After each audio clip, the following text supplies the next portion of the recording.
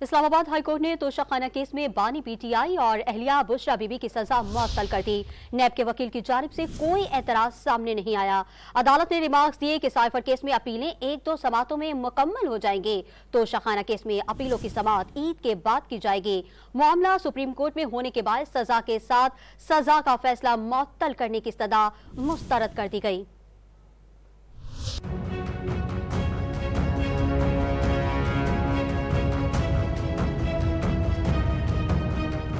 سابق حکمران جوڑے کو بڑا عدالتی ریلیف مل گیا۔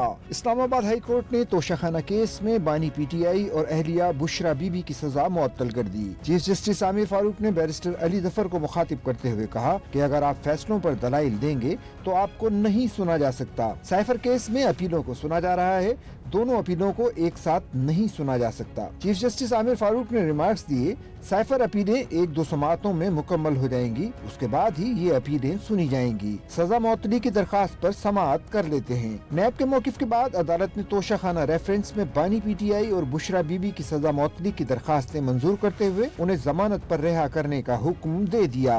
وکیل علی ظفر نے استدعا کی کہ سزا کے ساتھ سزا کا فیصلہ بھی معطل کر دیا جائے، جس پر جسٹس میاں گل حسن اورنگزیب نے ریمارکس دیے کہ وہ معاملہ سپریم کورٹ میں ہے، ابھی اس کو چھوڑ دیں۔ چیئرمین پی ٹی آئی پر الزام ہے کہ انہوں نے 2018 سے 2022 کے دوران اپنی وزارت عظمیٰ کے دور میں بیرون ممالک سے ملنے والے قیمتی تحائف کم قیمت پر حاصل کیے اور پھر ان تحائف کو $6,35,000 میں فروخت کیا۔ 10 مئی 2023 کو ٹرائل کورٹ نے توشہ خانہ کیس میں غلط معلومات فراہم کرنے پر بانی پی ٹی آئی پر فرد جرم عائد کی۔ تاہم 4 جولائی کو اسلام آباد ہائی کورٹ نے سیشن کورٹ کا حکم کالعدم قرار دیتے ہوئے درخواست گزار کو سننے اور 7 روز میں فیصلہ کرنے کی ہدایت کی۔ 4 اگست کو اسلام آباد ہائی کورٹ نے سیشن کورٹ کا توشہ خانہ فوجداری کیس سے متعلق فیصلہ کالعدم قرار دیتے ہوئے جج کو ہدایت کی کہ درخواست گزار کو سن کر دوبارہ کیس کا فیصلہ کیا جائے، اور پھر 5 اگست کو سیشن کورٹ نے توشہ خانہ کیس میں عمران خان کو 3 سال کی قید